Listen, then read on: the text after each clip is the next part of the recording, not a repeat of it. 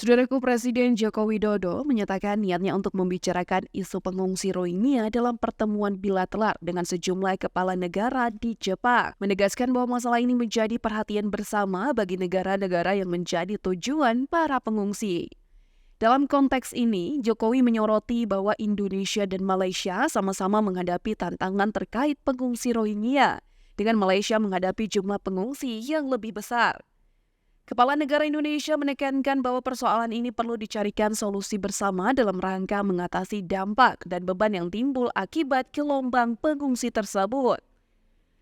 Mengutip dari Kompas.com, dalam kunjungannya ke Tokyo, Jepang untuk menghadiri sejumlah acara, termasuk konferensi tingkat tinggi atau ASEAN, Jepang, dan KTT ASEA Zero Emission Community atau AZEC, Presiden Jokowi dijadwalkan akan membahas langkah-langkah konkret yang dapat diambil bersama untuk menangani isu ini.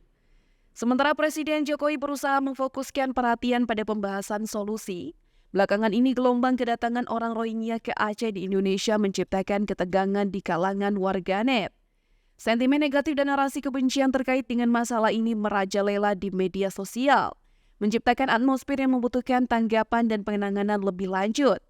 Di sisi lain, Komisi Tinggi Perserikatan Bangsa-Bangsa untuk Pengungsi UNHCR mencatat bahwa jumlah total pengungsi Rohingya di Aceh mencapai 1.608 jiwa, termasuk 140 orang yang telah bertahan dalam 1 tahun terakhir.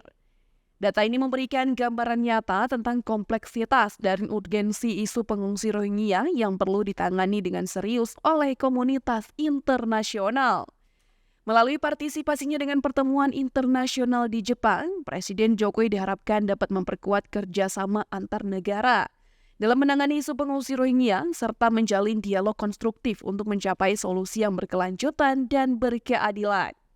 Sebagai bagian dari upaya ini, Indonesia berkomitmen untuk berperan aktif dalam menanggapi krisis kemanusiaan ini dengan pendekatan yang berbasis pada kerjasama regional dan internasional.